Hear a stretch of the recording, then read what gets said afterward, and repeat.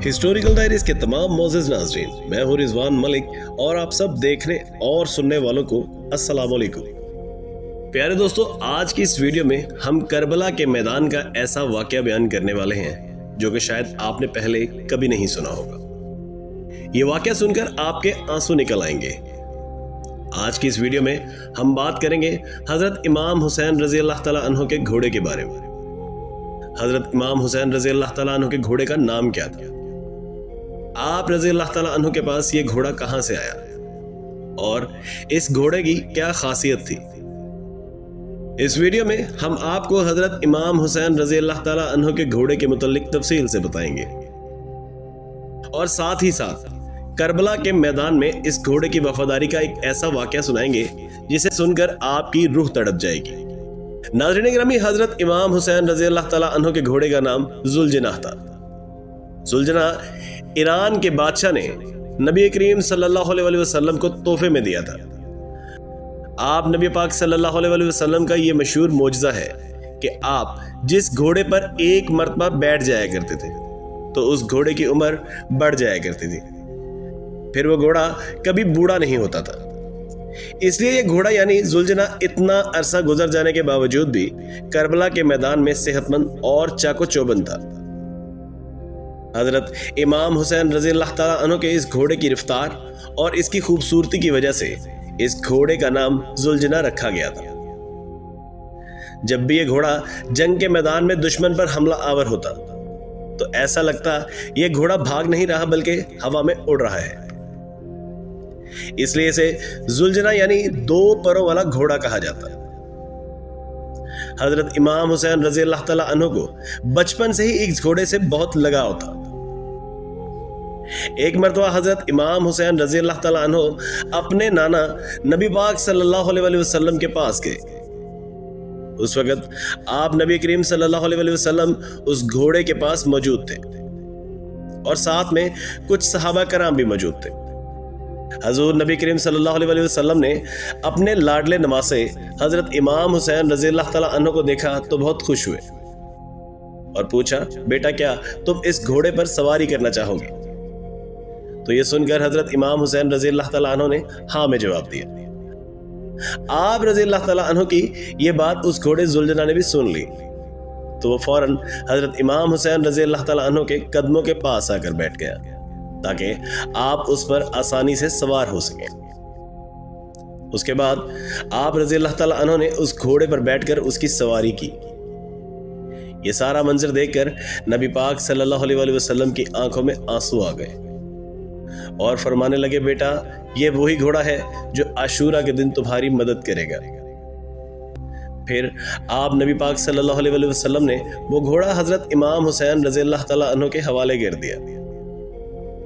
हजूर अकरम सल्लल्लाहु अलैहि वसल्लम का जुलजनाह इमाम हुसैन रज़ी अल्लाह तआला अन्हु के पास आ गया। जुलजनाह ने करबला के मैदान में हजरत इमाम हुसैन रज़ी अल्लाह तआला अन्हु से वो मोहब्बत की, वो वफा की जिसको देखकर खुद वफा भी जुलजनाह पर नाज करने लगी।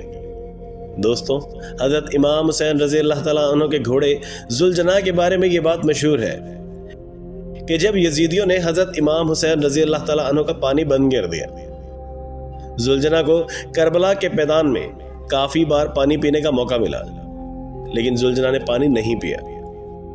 जुलजनाह ने हजरत इमाम हुसैन रज़ी अल्लाह तआला अन्हु के साथ पानी ना पीकर अपना वादा वफा कर दिया। इसके बाद जब करबला में 10 मुहर्रम उल हराम के दिन हजरत इमाम हुसैन रज़ी अल्लाह तआला अन्हु जुलजनाह से जमीन पर गिरे, आपका ये घोड़ा आपके सामने आकर इस तरह खड़ा हो गया कि दुश्मन की तरफ से आने वाले हर तीर को अपने जिस्म पर रोकता रहा। उस वक्त जुलजनाह पर इतने तीर लगे कि उसका जिस्म का कोई भी हिस्सा खाली ना रहा। रवायात में आता है कि जुलजनाह को इतने तीर लगने के बावजूद भी हजरत इमाम हुसैन रज़ी अल्लाह तआला अन्हु के इस घोड़े ने 60 से ज्यादा दुश्मनों को मौत के घाट उतार दिया था।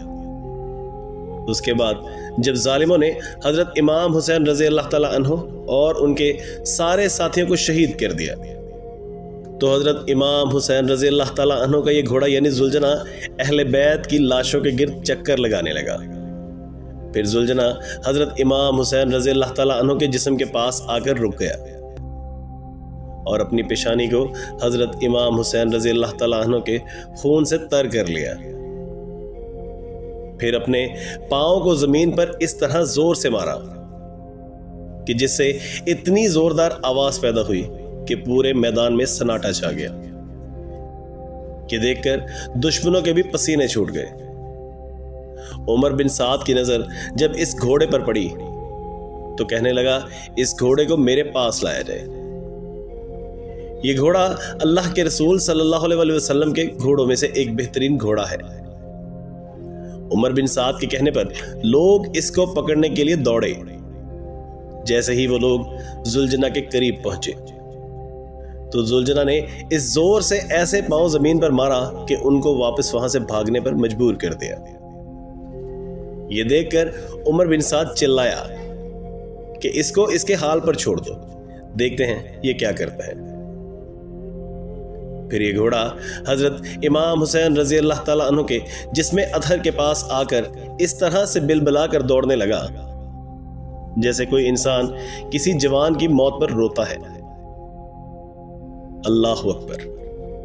کربلا کے واقعے کے بعد ایک شخص امام بہیقی رحمت اللہ علیہ کی خدمت میں حاضر ہوا اور عرض کرنے لگا، اے وقت کے امام، آپ تو اس وقت کربلا کے میدان میں موجود تھے، تو آپ نے کیا دیکھا کہ جب حضرت امام حسین رضی اللہ تعالیٰ عنہ گھوڑے کی زین سے نیچے گرے تو اس وقت وہ گھوڑا حضرت امام حسین رضی اللہ تعالیٰ عنہ کے جسد خاکی کے گرد چکر لگا رہا تھا۔